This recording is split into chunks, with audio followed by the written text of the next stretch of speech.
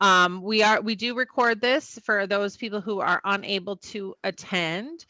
We ask that you keep your microphone on mute unless you wish to speak, and you also have the opportunity to use the chat if you'd like to share something there as well. Today, as in the past, will be just an opportunity for us to share ideas with our with peers that in the same roles, and just talk about whatever we want to talk about. I don't have much of an agenda today, so I'm just going to kind of kick it off and let you guys tell me what you want to talk about, and then if we need to go to my couple of ideas, we will. Ed, you're muted.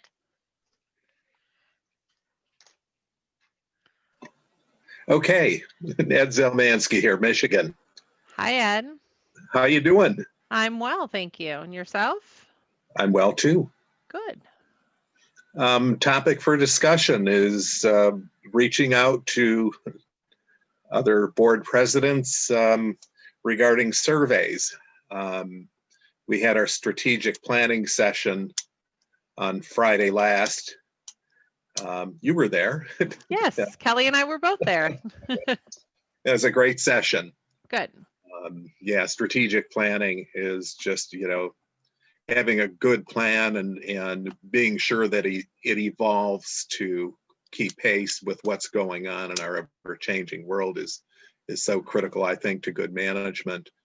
And as part of that discussion, we talked about surveying the membership regarding retaining and value, and was suggested that we reach out to other boards that might have done a survey of their membership recently, and if they're willing to share some of that information with us, it'd be appreciated. Has anybody on the call done a membership survey to determine if they're what people want for value right now? No. Not on this call. Okay. Okay, well. We have other people to reach out to, Ed. No worries. We'll find a place to start for you. No problem. All right. Well, if you don't ask, you don't know, right? Absolutely. I still think on our exchange group on the open forum, we can walk you through how to post something there to see if we get something from chapter presidents who might not be on this call. And I know Vicki or CED is also going to reach out to the executive director network as well.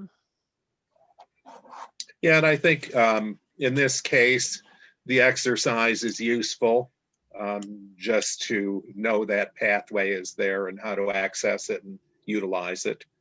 Yeah, I think people, even a lot of times I think overall it comes back with what you expect it to come back with, but you do get a little nugget here and there. And I think people like to be asked, right? They like to be asked their opinion. It makes them feel good. So, even if there's nothing earth shattering, I still think it's a good exercise to go through, but I don't like recreating the wheel. So I want to find somebody who's done one that you can just, use parts of and make it more Michigan. Crystal, we in Pennsylvania, we've actually did one, but it was a long time ago. It was probably, I want to say it was April or May. Okay. But I could be misremembering that. But Tony Campisi can probably tell you, because we actually did get some good information from it. Oh, good. Okay. So Tony could probably give you the questions that we asked. Awesome. Thank you for sharing that, John. I appreciate that. Awesome.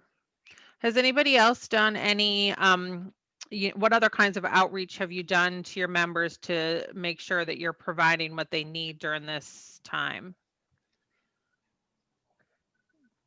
Crystal, this is Mike. Hey, Mike. I'm having lunch, so I put my picture up there. Okay, sounds good. Sorry, yes, you have to watch me eating. We reached out to our business partners one by one, starting with the titanium and then going to the other high sponsors, and ask them how we can help them, get to their homeowner leaders or their managers better. And we haven't been terribly successful with that. And we've had we've had a few sponsors ask for their money back. Hmm. And I'm wondering if any of the other chapters have had that situation, because obviously we're not having any live events. So I wondered how any of the other chapters are handling it. And then we decided to do something very different for us. We put an article out in our monthly magazine, Quorum, saying that the chapter was, obviously significantly down in revenue and somewhat struggling, and asked for donations by our business partners. And we just did that a few days ago, so we haven't really seen the action on that. But the board decided that we would, seek donations from some of our best sponsors who we think are benefiting by CAI being, viable. That is to Did their you do? best interest. That's interesting. Did you do? You said you put it in the magazine, so We put an article in the magazine. We put in okay.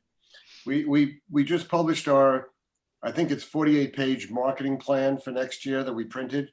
Mm-hmm. We also sent that out digitally to everybody, all the business partners. And in there, it also asks for that as well. In other words, just a contribution without applying it to any specific sponsorships. Got it. Okay. Well, you'll have to keep us posted on how that Mhm. goes, Mike. Yep. Desperate times calls for desperate actions. Sure. Absolutely. Absolutely. Going back to the calling individually, has anybody else taken that approach of calling members individually to get their feedback? Yeah, this is Nick at Hey, Nick. Basin. So, we didn't do any systematic calling of our business partners, but I've been talking to them. And, it's kind of the same feedback that we've been kind of talking about on our calls, is just that the vendors are hungry for FaceTime with managers. That's the value that they get. So, we've been just trying to think of ways to do that with Zoom and breakout sessions. And then also to just, give them some light at the end of the tunnel and, talk about our 2021 marketing plan, that, we are planning to have some in-person events at the end of next year. And, please continue to be a member and support us, because we'll get back to the place where we were. Are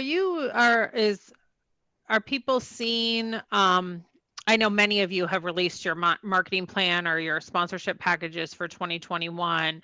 I'm initially hearing that people are getting better than expected response. Is that what others are seeing? I think that's going to be the litmus test for us, is we just Agreed. issued ours. I think just to those sponsors that had donated or kept their sponsorships in place initially. So it really gets released in total, I believe, next week. But it's going to be interesting to see. Nick has already elaborated on what we've kind of done to keep our vendors engaged, with some success, I would say. But this next year's budget session, and also, that's going to work hand in hand with what we receive from sustaining sponsorships, is really yet to be determined. So we're going to have to watch that very closely, I think, going into next year. Absolutely. Hey, Crystal, it's Vishnu. Hey, Vishnu. Hey, so two things. One, we had only received about 2 communications from our 30 chapter sponsors over the last couple of months. Now they're asking for their money back, but kind of asking, what are you going to do for me this year? And we had conversations with both, and they both retracted. And then when we got ready to put together our marketing plan for 2021, and we've already sent it out a couple weeks ago. Actually, last week it went out. We met with a number of the chapter sponsors in group, and not in group, but whether on call or we just reached out directly. And the conversation was openly about what are their thoughts about the need to recover something or do something for them. Almost unanimous. They understand the situation. They were willing to support the chapter. They wanted nothing back. But we had done a lot of additional things that we wouldn't normally have done this year, where, we had weekly, if not bi-weekly seminars. We allowed them to host events for free, educational seminars. We just, Steve Mason's on this call. Steve is our chair-elect, and he just did an amazing job pulling off our golf tournament. Found the 1 or 2 golf courses in the entire South Florida that would actually do one with us, and basically took it over the whole day. And we had 120 something golfers out there, and made it come off. And that was a huge important event for us because it allowed us, for the chapter sponsors, that's part of what they paid for. And it's a big event for us that they pay for. So we were able to get that. So that really took a lot off the table for anybody to ask back from for us. Plus, it was also a huge revenue maker for us for additional sponsors who came on. So that kind of worked out really well. So we're looking forward to, I think, full participation for 2021. And we're putting together a program right now that's going to mirror what we would have done normally this year. We're not making any major changes. And actually what we're doing is we're keeping some of the special programs we did, like the virtual webinars and stuff that we're doing once every 2 weeks or so. We're keeping that up, and we're keeping that open to them at no cost if they wanted to do, just as being a part of our chapter sponsor. Yeah, and to elaborate on the golf event, I think an important piece of feedback we got from many of our business partners was, thank you for having this event. They were so itching to have a face-to-face confrontation, even if it's just with managers or just with other chapter partners. I can't tell you that the fun a lot of people had, even after the event. There were 1 or 2 tents that were kind of like the hangout spot after the golf was over, because we had to change the format to a tee time just because of the limitation on golf carts, as it's still strictly 1 golfer per golf cart. But you know, there was 2 tents that were very active, and people just socializing, and they were desperate for that face-to-face socialization event type of deal. So that was a lot of feedback that we got from a lot of the business partners that showed up, and just gratitude that we had this event. And even though we found a course where a train went through the course in the middle of the event a couple of times, it was a train track. Sorry, not funny, but funny. Yeah, it's pretty. When I first heard it, I was like, "Oh, Miami Shores Country Club, they have a train track," because I had played there before. But it was entertaining, so it was good. And the most ironic part, it was pouring every single day that week, and our event was on Friday. And I'm praying to the rain gods, and sure enough, it stopped raining. It was a little muddy from the rain all week, but it did not rain at all Friday. It was a nice hot day. Good, So, good. We hi, it's Melanie. Hi, Crystal. Hi, Melanie. Colorado Rocky Mountain chapter. So our spring conference, we had postponed. We sprung it forward to fall, and we were all set to do it. And about 3 days prior to it, our governor issued some more restrict orders. So we 3 days prior could not hold our conference. That was we were just going like to last week, right? Yes, and so. Oh, we're having to push. We agreed for all of our sponsors, attendees, et cetera, to move their dollars, give them credit, not refunds, but credit towards next year. But sort of as a benefit to them, free of charge, we sent out, today is supposed to be the conference. So we're doing virtual office hours for all the business partners that wanted to participate. So they set up their own Zooms, still giving away their own prizes. And the chapter was still going to give away one kind of minor $250 prize to whomever visited the most business partners. And they set up their own virtual business hours. And then we sent out a list of here's the office hours that you can go visit the business partners. And so we're hoping that will be somewhat successful today. Just sort of an interesting idea, I think. It's a great, in just a few days, a great way to still give them some value and some face time, even though it's not the face time they were counting for. I'm sorry to hear that. I didn't hear that, Melanie. This is the first I'm hearing.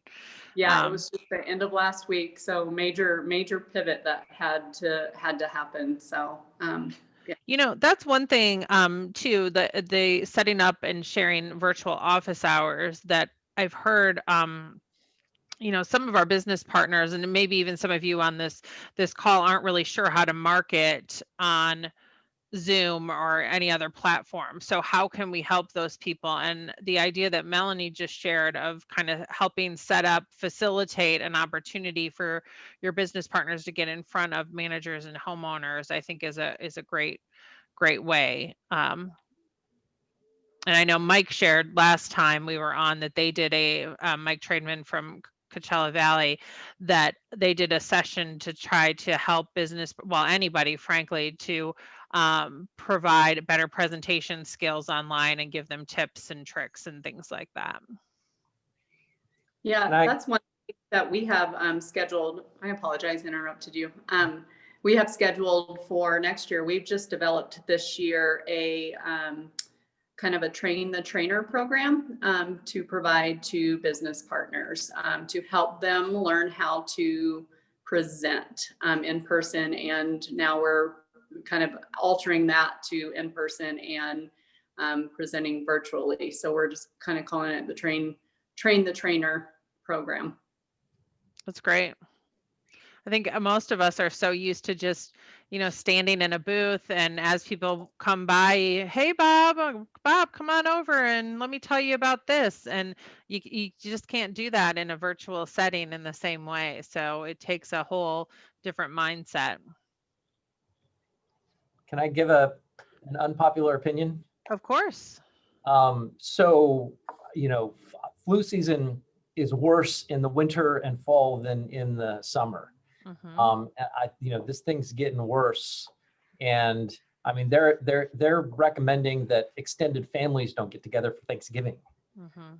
I don't see any good reason that any chapter should be doing an in-person indoor event until end of February.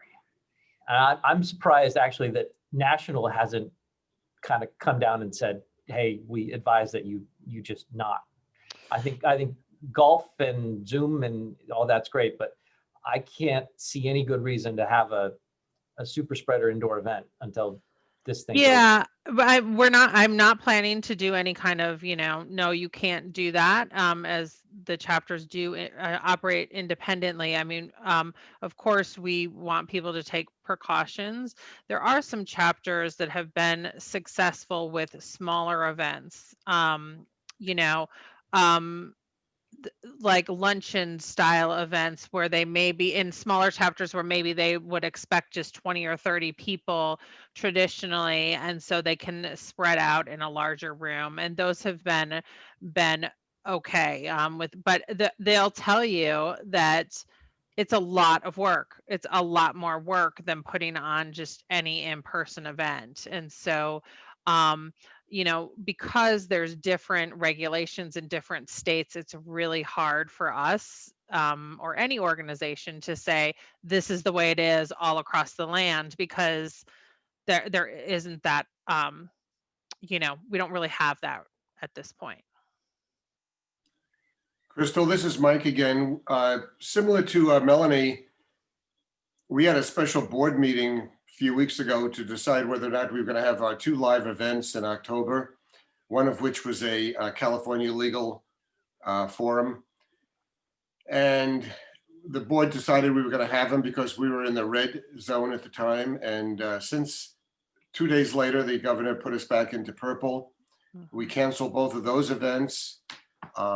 So we've canceled all in-person events, sort of like what Nick said. The only thing we're going to have is a golf outing in December, and hopefully early December. Luckily, we can hold golf events in December here. So hopefully we'll have that, and we're restricted to 80 people. But something interesting happened earlier this week. The president of First Service Residential, and I think they're all over the country. They are. The president sent a letter out to all their employees saying that they are prohibited from attending any in-person events with vendors, customers, or associations. And I have a copy of it. I can send it to you. I think I still have it. Yeah. Did that go out nationwide? Does anybody know? Because I've only heard about it in California, so I wasn't sure if it was nationwide or not. Oh, I don't know. Yeah, but you're in California too, Nick. Yep. That's why I'm curious if anybody else outside of California had heard anything about that. And ironically, the chair of our golf committee works for First Service Residential, so he can't even come to his own golf tournament that he's been planning for a year. So. No, but I understand. If you can prevent people from You know, that's the best way to keep people safe, right? So some of you who, by just a raise of hand, is president and will no longer be president as of December 31. Okay, don't jump too quick. You still got another 6-7 weeks here, but you guys have had a hard go of not what you had in store, I'm sure, for jinx it. For this year. But no, what I wanted to ask is that means the other half of the people on this call are president-elects. So you're coming in probably January 1 officially. And I just wanted to see if anybody had, it's an interesting time to be transitioning. I wondered if anybody had any words of wisdom, advice for as the next set of presidents come in. Or things that you want to know, perhaps, as president-elect that you'd like to learn from people that have sat in that chair for almost a full year. Well, I still have Nick on the board for another year, so I can chat his ear off if I need to. You can just kind of elbow him exactly. Virtually. Other than that, I say we pray for a vaccine and hopefully things get better sooner rather than later. I have assured Grant a full cooperation and a peaceful transition of power. Thank goodness. Thank goodness for that. Crystal, I also have my successor on the line as well. I'm fully confident that John is going to be able to run with it next year. Look, what really struck me throughout the entire year was just how much effort all our volunteers put into keeping this place afloat. I mean, fortunately, we were smart with the money. We had events where we could. We did a lot of programming. You know, the lights are still on. But I have the utmost confidence in every member of my board. We found leaders come out of the woodwork. So I guess awesome. My words of wisdom to John is don't be afraid to lean on the folks around you. That's good advice for everybody, Greg.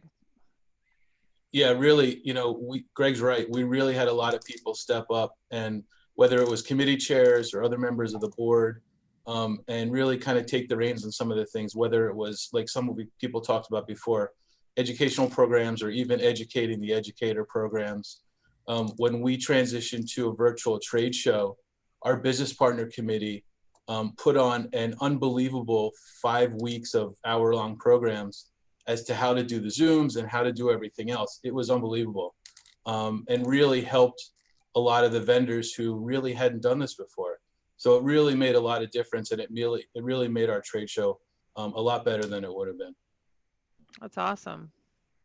I would just add, Crystal, that be creative. I mean, continue thinking outside the box. I think everybody who's been president this year, I think the one thing that would define all of us would be thinking outside the box, because we did stuff this year that nobody ever thought that would be something that we would be doing on a regular basis. I mean, aside from the obvious, I think what is super obvious now, but all the virtual things that we did. But I mean, we had mixers where we had like somebody teaching everybody how to bake, you know, or how to mix cocktails. And they weren't tremendously attended. I mean, maybe we had 20 people, but the promotional material that went out in advance, just to let everybody know that was out there. And then for the people who did it, they were absolutely religious about the experience. I mean, they had all the ingredients bought and they were cooking along or baking along or mixing drinks along with whoever the bartender was that we did. And but it was just different ways to engage. And I think if anything, that's what this year has taught us, is that we kind of all get stuck in the same 4 or 5 methods of which we engage. And we were forced to think outside the box of how we're going to engage. So nothing is off the table anymore. It's like, you come up with a great idea, what the heck? You know, sometimes I'll get 100, 150 people, sometimes I'll get 20, but you know what? Whoever I've engaged, if I can engage them solidly, then for 1 hour, I have you for 20 people, 25 people, or 100 people. So I think that's the lesson, I think, for this year, most of all. Agreed. I've loved seeing all the creativity coming out of the chapters. And we've tried too, you know, Kelly and I and our other team members, you know, have tried to provide some ideas, you know, and we'll have like practice things with the executive directors. Like I know Ed knows, we went at the CD retreat, we had one of the networking activities we did in a virtual escape room. And I don't know if anybody's ever done one in person, I did not love the in-person experience, but so I was hesitant on the virtual. We did the virtual and it was a ton of fun. And so the CEDs, you know, we showed them that experience and so that they could take it back to their chapters. And I think the sharing component of it is so important because we're all learning so many different things right now. Hey, Crystal, you Yes. mentioned a couple of meetings ago about joint chapter events. Mm-hmm. And we just did our first one last week with San Diego. Oh, great. We did with DJ and Cal put it together. And it was a California Legislative Action Committee event with included an auction, online auction, and a happy hour, and a donation, a bucket door program. And it was really successful. It was interesting. First time I heard we've done that. I heard the auction was very well. People really enjoyed that. Yeah, and it was technically very good. It worked real well. Yeah. If you don't mind me asking, how did you do the auction portion of it? It's a company, and I think it's Owl is part of it. But if you'll, John, if you want to put your email in the chat, I'll send you the details. I will, thanks. You're welcome. And anybody else that wants it, just let me know. It's the service worked real well. I mean, we learned a few things by doing it, but we got a lot of action in the auction. Was Yeah, it I know. Bidding Owl? Is that the name of it, I Mike? think so. I think that's it. Yes, thank you. Whoever said that. Yeah, I know that Kelly just put that link in the chat too. I talked to Cal earlier in the week, who's the CED out in Coachella Valley. He said that the chapter is even thinking about doing it again because it was so successful and that people were willing to donate items, maybe not as much as they were willing to put money in the coffers, but donating the items that then would raise money for the chapter. So Just that might be pretty something creative. to consider. Yeah, pretty creative, I thought.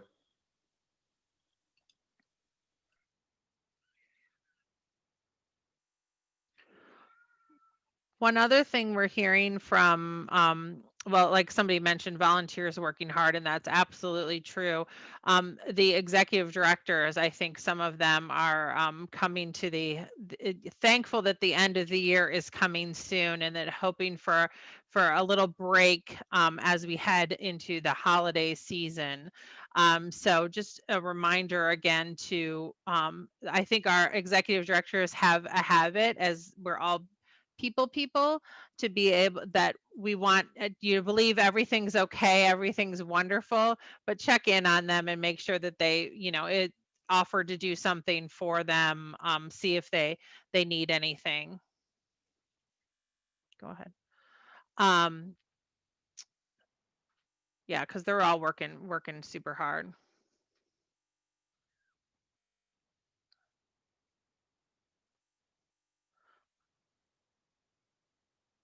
What else is going on out there?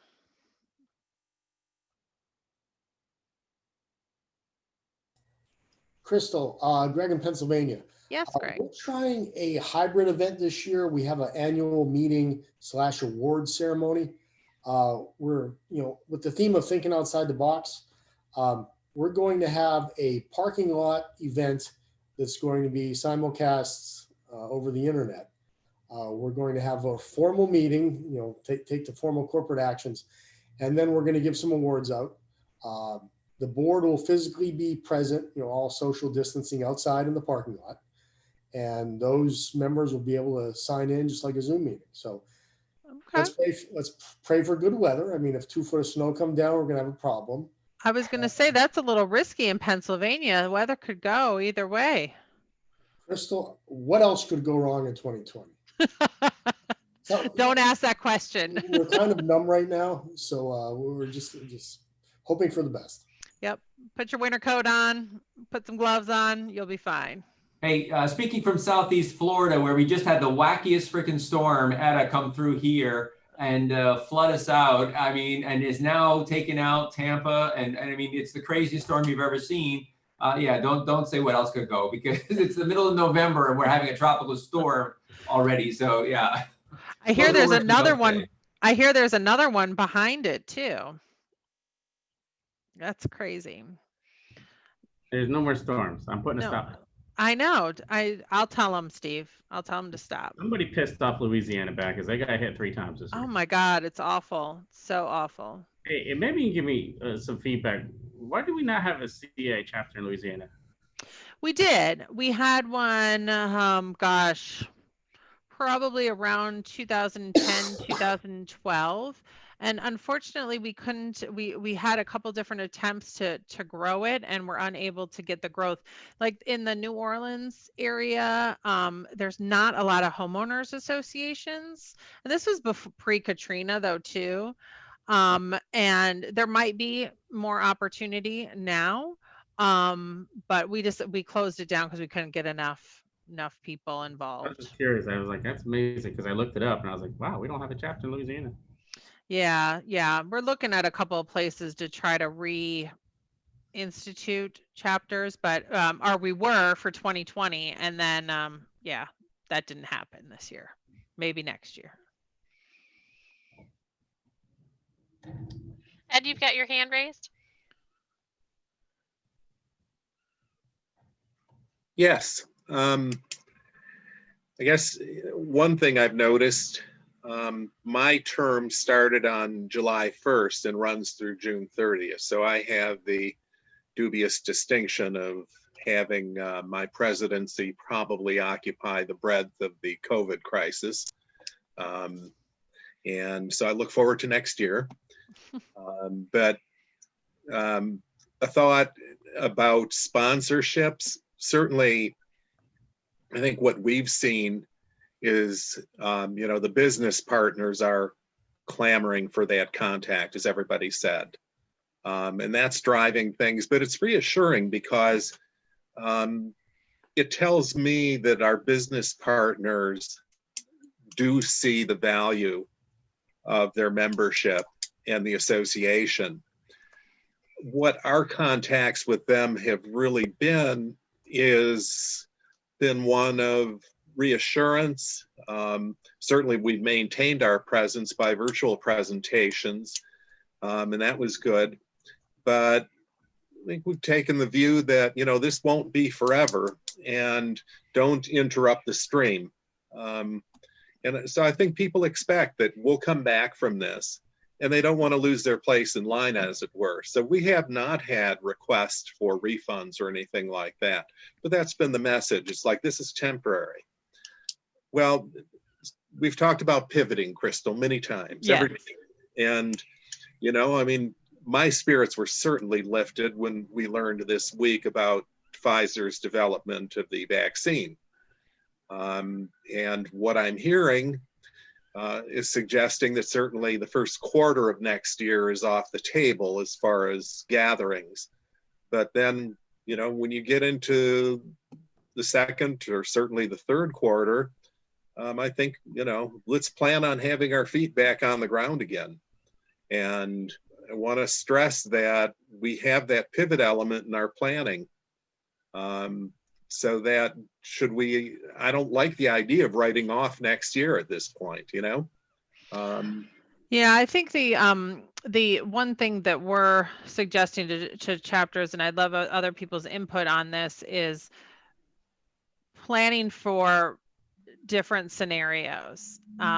And some event, if you have a trade show, sometimes that's a big financial commitment. And do I want chapters putting a lot of money on the table when we're not sure? I'd kind of question those kinds of, so I'd just be prepared, on how you can swing either way, virtual or in person. And also, when we have a vaccine, which looks like we will, are people going to be comfortable being around each other? I don't know that we're a vaccine event. Bring a medical bus over and just give everybody free. Just give everybody. a good idea. Yeah. I know. And everybody, I think everybody's anxious, but there's going to be a certain part of the population anxious to get back, but there's a certain part of the population that's going to be like, you know what? I'm good sitting in my dining room. So what are other people's thoughts on, how we plan for the second half in particular of next year. This is something I've been thinking a lot about for the last couple of months now. So it's kind of, and I know we've probably said this before in the past, but it's the thought process, at least in my head, my mind, and what I've shared with my board so far is, as Vishnu alluded to earlier, outside the box thoughts of kind of enhancing our current programs, but creating more of a hybrid situation of what we have had to do due to COVID versus what we normally do, continue doing what works. Trying to see, for example, like our breakfast events, when we start those in-person breakfast events again, I don't expect a large group of people showing like they usually, we would get 50 to 60 people at those breakfast events. But now doing a hybrid situation like broadcast breakfast events, because they do a 1 hour education. So we can do it in person and broadcast at the same time, more of a hybrid type event. So those are the type of things that I'm thinking about, and I'm sharing with various board members, and trying to form.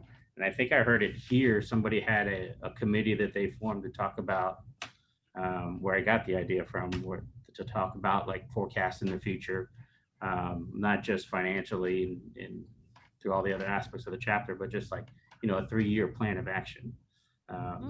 So I'm starting to formulate that, put a group of people together that'll do that, and see what happens next year. It's been one of my, not concerns, but I know it's going to be a challenge coming into post-COVID era, and see how things go. But I'm very optimistic seeing how the golf tournament ended up. So I'll tell you again, when I attended that call that talked about the golf tournament, I think it was Minnesota. Yep, Minnesota was the first one.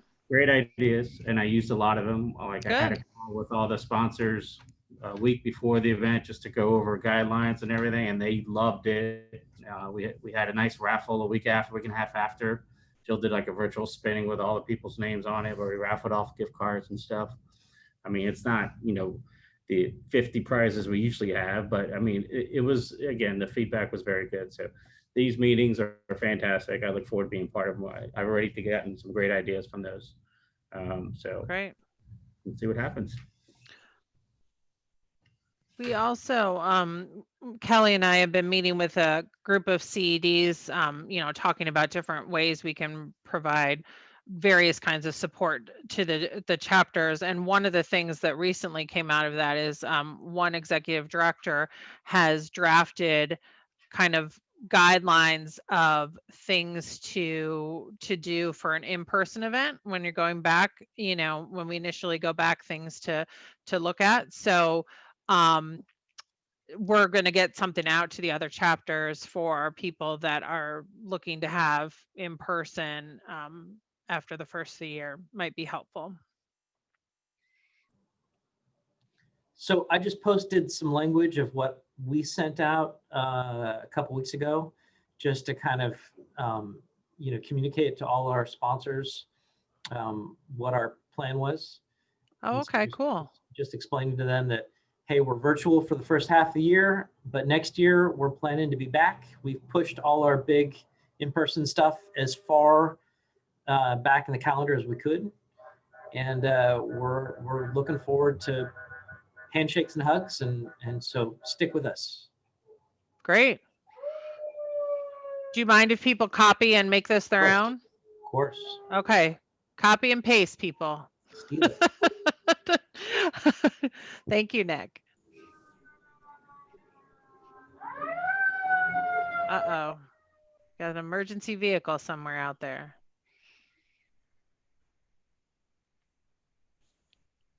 So for next year, and we have one more of these calls this year with the presidents of 2020 and president-elects of 2021, and then I'm planning to schedule them for president-elects. You will be presidents for 2021 still. I think I'm going to try maybe alternating days to see if we can get some other people that this day may not work for, but would you hope you guys want to continue these. That's the feedback I've gotten thus far, is that people are interested. And I think sometimes we have 40 people, sometimes we have 10, and I think either way they're great. I think they're very helpful. Thumbs up, Melanie. Gotcha. Crystal, is there any way to tell how many people have watched the recording? Which recording? The president's calls. We can look and see. That'll give you a good indication of, yeah, come, just how many people are interested. Yeah, absolutely. Look at how many people attend. Look at how many people watch them afterwards. Yep, we'll take a look at that. Yeah, and I mean, I know some of the president-elects haven't joined on yet because they were, still ramping up a little bit. But I'm hopeful we'll get some additional people on that way, and we're happy to continue them as long as you all want to do that. Yeah, it looks like it ranges from about like 5 to 10 for each of the recordings that we've had. Which I'm pleased with that. That many people would take the time to go watch them after the fact. Okay, anything else you all want to share today?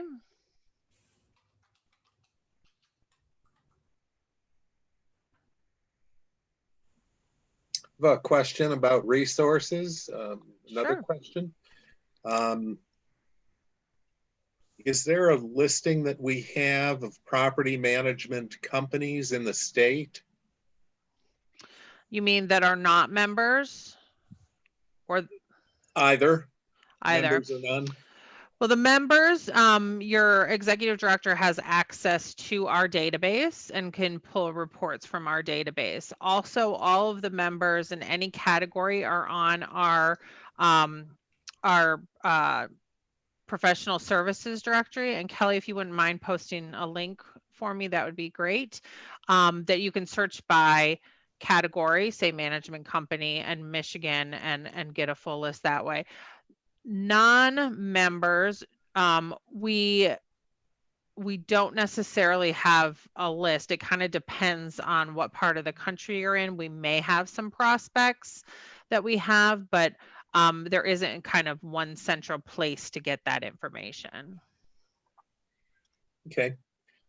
Thank you. And, as far as the future goes, I mean, I find these meetings invaluable. It's really helped balance my perspective to hear people from across the country sharing their different experiences. So I don't think that everybody's like Michigan out there. And, in some respects, that's unfortunate, Vishnu, because we don't have hurricanes. We don't have earthquakes. We don't even have that much snow down here in Southeast Michigan, quite frankly. I'm admiring your sweater. It's 85 degrees here today. I wish it was in the 50s or the 60s. I wish we had another season. This is a beautiful time of year here. Yeah. It really is. It's my favorite. So thank you for the compliment. And see, this is the part I really enjoy, is that especially with presidents and president-elects, usually the only time that we would see you face to face was at conference. And then if we came to your chapter for strategic planning or to speak at something or whatever, but there wasn't an opportunity to really get to know all of you. And I feel like not only as staff have we gotten to get to know each other, but you've gotten to know each other too. Like, Ed and Vishnu, you may not have ever even met before, I mean, so, I think it's a great connection point, and I've really enjoyed that. And I'm glad that a lot of you have as well. I've literally, sitting on this call, sent out the bidding owl to our CED from Mike, because I said, what a great idea. I sent it off to her. I said, we got to look into this and figure this out. I did the exact same thing. Yeah. That's awesome. See, right there, worth your 45 minutes of time, right? Yeah. Absolutely. Good. That's great. Well, I think it's super beneficial because I'm all about not reinventing the wheel, right? We can sit here and all think outside the box, but if somebody's already done it, why not share that information? Yeah, 100% agree. Great. All right. Well, I'm going to let you folks get back to your day, since it seems like we're winding down a little bit. Like I said, we have one more scheduled in December. And we hope you'll join us there. And then for those continuing on into 2021, we'll set those up prior to 2021. Just a reminder again, feel free to use that exchange group to continue sharing ideas. Our online toolkit has a ton of information on there as well. So, and reach out to us if you need anything. Great.